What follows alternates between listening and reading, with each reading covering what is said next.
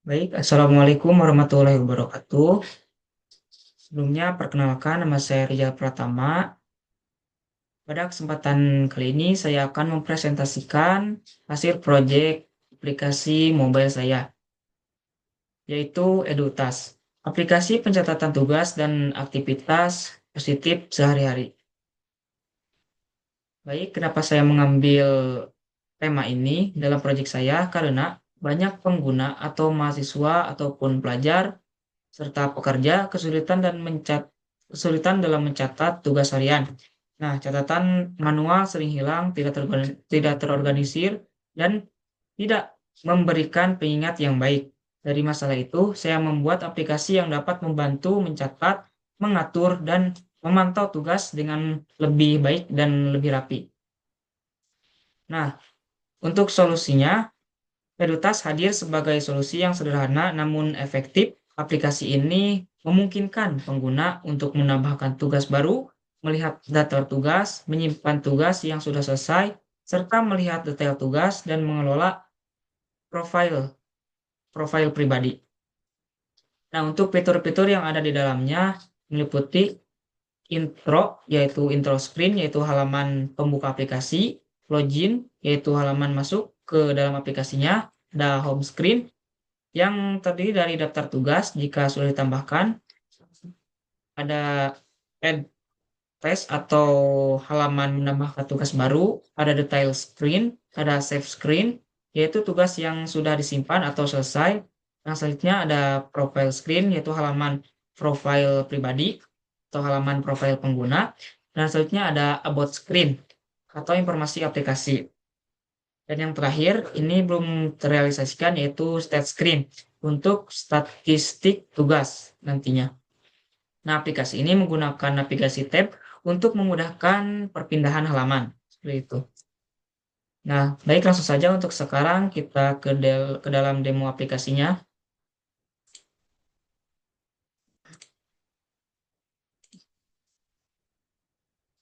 Nah, baik, di sini kita sudah share screen. Jalankan ulang ya, belum. Stop dulu, tanya stop dulu. Stop dulu.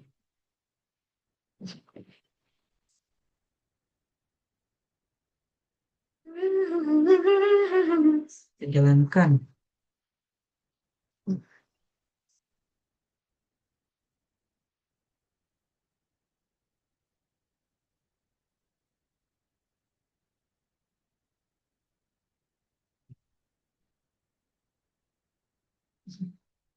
Hmm.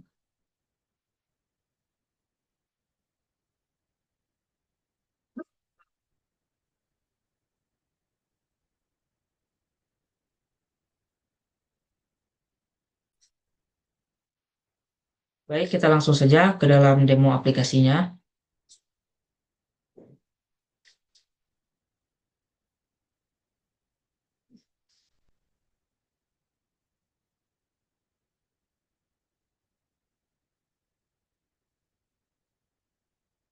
Nah, di sini ketika pertama kali dibuka, bakal langsung muncul halaman intro dari aplikasi yang saya buat ini, yaitu EduTask. Nah, di sini ada pengertian aplikasinya sedikit. Dan ketika user mengklik button Get Started, maka akan langsung diarahkan ke dalam halaman login. Kita coba. Nah, ketika kita tidak mengisi ini, bakal ada semacam warning atau peringatan. Nah, peringatan semua kolom harus diisi. Maka kita harus mengisi ini terlebih dahulu. Email, kita isikan. Pertama,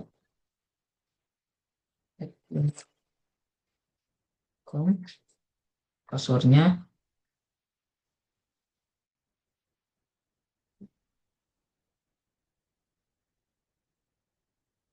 lihat bersama. Oke, kita login. Nah, Di dalam tampilan home ini, terdapat beberapa tugas yang memang sudah ditambahkan oleh pengguna sebelumnya.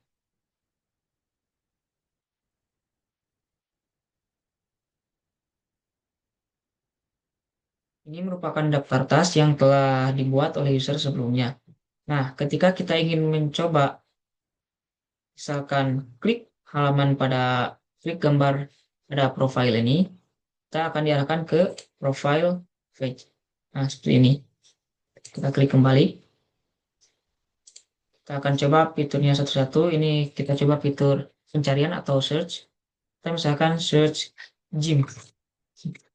Nah, maka akan muncul di sini gym. Seperti itu. Nah, sekarang kita akan coba fitur simpan.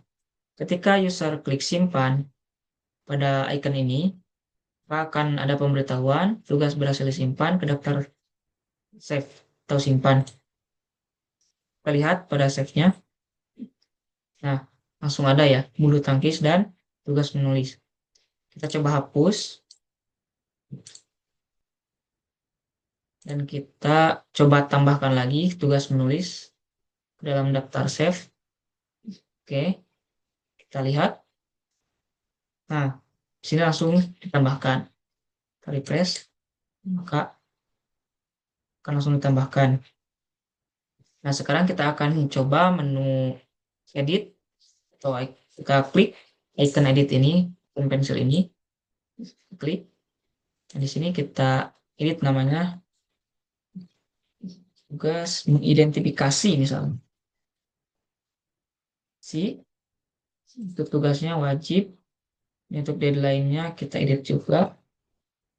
Misalkan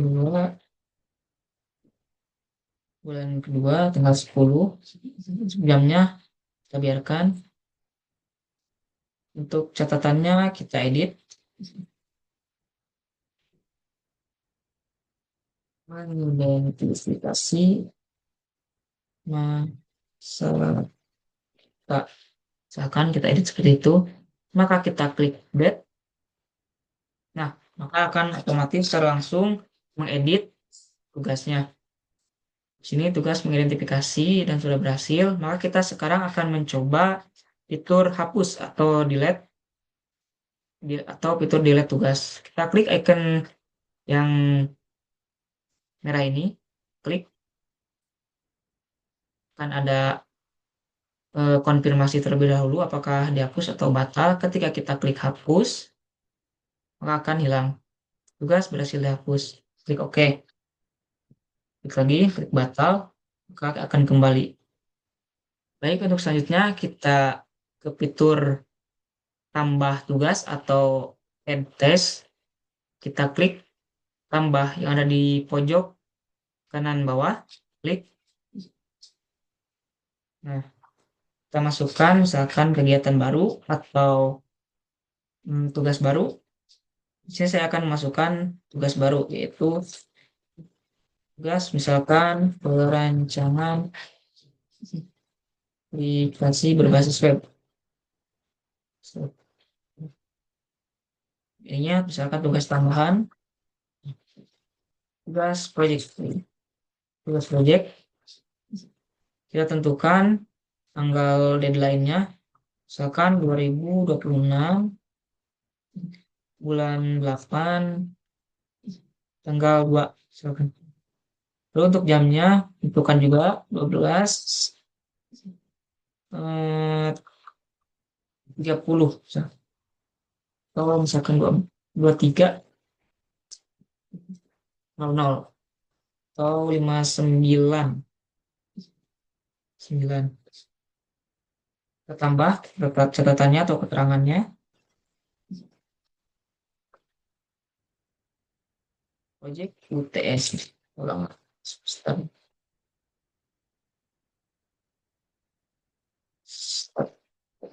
Kita klik simpan. Maka di sini akan langsung otomatis tersimpan. Dan ketika kita ingin melihat detail dari sebuah tugas yang telah kita masukkan, mulai dari judul tugasnya apa, misalkan deadline tugasnya kapan, dan catatan atau ya catatannya itu berisi apa, kita bisa langsung klik di dalam tas atau kartu tugas yang akan kita lihat detailnya. Misalkan kita di sini akan klik membaca di perpustakaan, kita klik. Nah, di sini kita diarahkan ke halaman detail tugas. Di sini lengkap ada nama kegiatan, membaca di perpustakaan, ada jenis kegiatannya, kegiatan tambahan, dan ada tanggal berakhirnya juga. Dan ada catatannya di sini membaca dengan menambah ilmu pengetahuan. Nah, seperti itu. Kita coba lihat yang ini, yang gym, kita detail, klik. Nah, di sini ada sebuah perbedaan yang mana di sini ada gambarnya dan di detail tugas yang tadi tidak ada. Kenapa demikian? Karena saya di sini menggunakan API open source eksternal, yaitu menggunakan mock API, yang mana di sini saya hanya mengambil gambar random saja. Untuk data nama kegiatan, jenis kegiatan, tanggal berakhir, dan catatan, itu saya ngambil dari input user. Seperti itu. Makanya ketika misalkan bulu tangkis klik, suka tidak ada, kadang-kadang tidak ada gambarnya. Seperti itu. Kembali. Baik, kita lanjut kepada halaman yang selanjutnya, yaitu halaman save atau simpan. Nah, di halaman ini sebenarnya tidak berbeda jauh dengan halaman home tadi, karena halaman save task ini merupakan sebuah pecahan ketika mana user mengklik simpan pada halaman home screen, maka akan langsung disimpan kepada halaman save task ini. Misalkan kita ingin menghapusnya, maka ini akan hilang. Oke. Misalkan kita tambahkan lagi di sini, disimpan, dan kita tambahkan semua ke daftar simpan.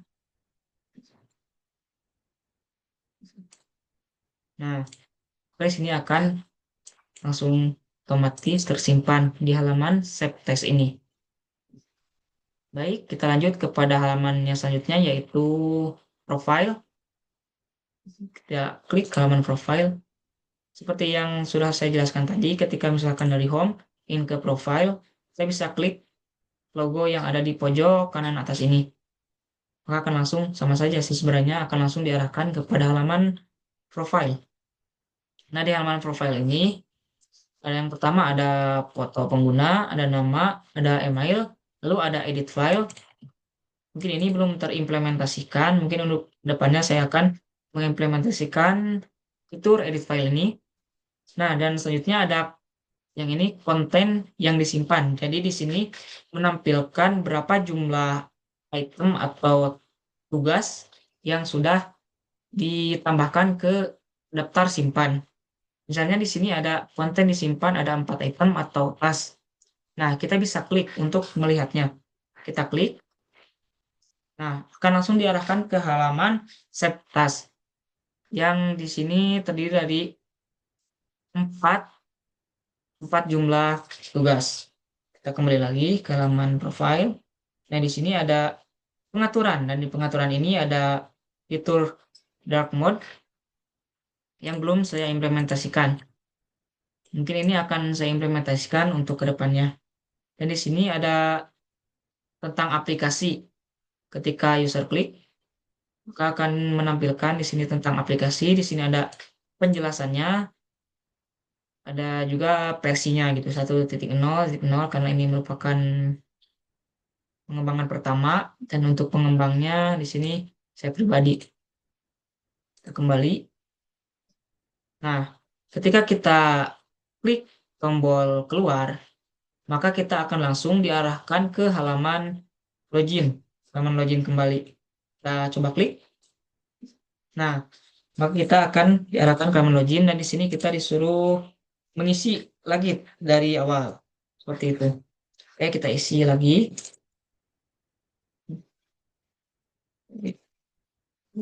.com. Oh, ini salah. .com. Masukkan passwordnya. Misalkan 1 login. Nah, mungkin cukup sekian untuk demo aplikasinya. Kita lanjut kepada pembahasan yang selanjutnya.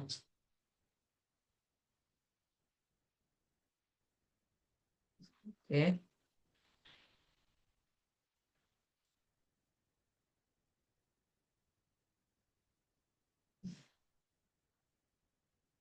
Oke, kita lanjut kepada pembahasan dari struktur project-nya. Masuk.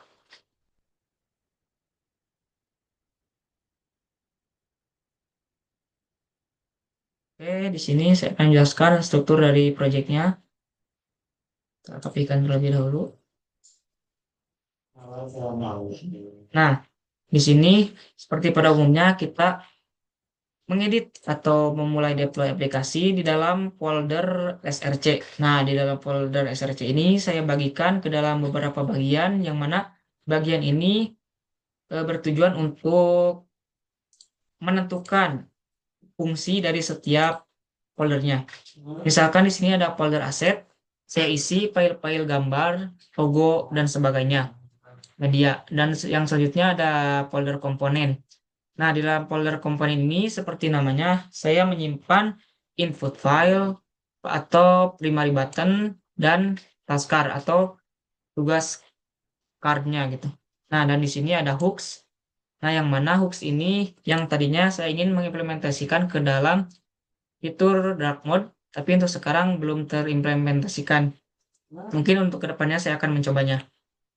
Baik, selanjutnya ada fitur navigation. Nah, di fitur navigation ini merupakan alur alur flow dari segi user. Misalkan tadi yang pertama ketika aplikasi dijalankan atau aplikasi dibuka, yang pertama tampil adalah intro screen. Yang kedua, ketika user klik get started, maka akan diarahkan ke halaman login. Selanjutnya diarahkan ke main main tabs atau homepage dan selanjutnya dan sebagainya. Diarahkan ke edit screen, about screen, dan detail screen. Dan di sini ada button tabs. Nah, button tab ini merupakan navigasi dari project saya atau dari aplikasi saya yang berada di paling bawah. Yang tadi ada home, ada save, dan ada profile. Tadi sudah saya jelaskan. Nah, untuk folder ini RNV strip fonts ini merupakan folder icon. Saya menggunakan ion icon dari React Native icon yang bisa dikunjungi halaman GitHub-nya secara langsung. Nah, untuk folder screen ini saya isi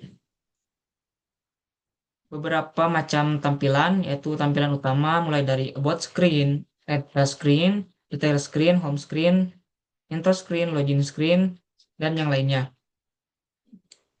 Selanjutnya ada folder storage yang mana sesuai namanya berfungsi untuk penyimpanan gitu. Nah, untuk folder storage ini saya gunakan sebagai penyimpanan atau ketika misalkan kita sudah menambahkan suatu tugas ke dalam aplikasinya. Nah, ketika kita close, ketika kita masuk lagi, maka tugasnya masih tetap ada seperti itu. Jadi penyimpanan async storage. Selanjutnya folder utils. Nah, ini merupakan file yang saya gunakan untuk mengkoneksikan antara mock API dan project saya. Selanjutnya ada file app.tsx. Nah, ini merupakan file utama untuk menjalankan atau menghubungkan seluruh aplikasinya. Nah, di sini saya menggunakan navigation container untuk menghubungkannya atau React Native Navigation. Seperti itu. Nah, struktur ini mengikuti standar pada aplikasi React Native modern. Itu. Baik, untuk pembahasan selanjutnya yaitu penjelasan navigasi sesuai kode yang saya buat. Baik, kita ke folder navigasi. Nah, pada file app.tsx, sini navigation container digunakan sebagai root navigasi. Nah, yang ini digunakan sebagai root navigasi yang menjadi pusat rute aplikasi. Nah, sedangkan di file app navigation.tsx, kita kunjungi langsung file app navigation.tsx. intro adalah halaman awal. Nah, yang ini intro adalah halaman awal. Terus setelah itu ke login. Dan jika sudah login atau masuk ke main tabs, halaman seperti attach, about, dan detail berada di luar tab, tapi tetap dalam satu stack. Tetap dalam satu stack atau tetap dalam satu kontainer gitu. Di dalam stack navigator. Oke. Nah, struktur ini merupakan navigasi menjadi teratur dan mudah dikembangkan. Selanjutnya ada teknologi yang saya gunakan. Oke, kita stop dulu screen-nya. Nah, untuk teknologi yang saya gunakan, tentunya di sini saya menggunakan React Native. Yang kedua ada TypeScript. Yang ketiga ada React Navigation. Ada Async Storage untuk menyimpan data tugas. Ada komponen based architecture. Selanjutnya ada custom hook seperti useTheme untuk konsistensi tema yang seperti sudah saya jelaskan tadi untuk eh, membuat fitur dark mode. Tapi untuk sekarang belum terimplementasikan. Nah, semua fitur yang berjalan secara lokal tanpa backend sehingga dapat membantu aplikasi tersebut dijalankan secara ringan dan cepat juga. Nah, untuk penjelasan selanjutnya yaitu tantangan dan solusi. Beberapa tantangan yang ditemukan pada saat saya membuat proyek ini yaitu navigasi stack bertabrakan. Nah, ini bisa diselesaikan dengan memisahkan bottom tabs dan tab navigation. Seperti tadi, saya memisahkan beberapa file sesuai fungsinya ke dalam folder yang memang diperuntukkan ke dalam file tersebut.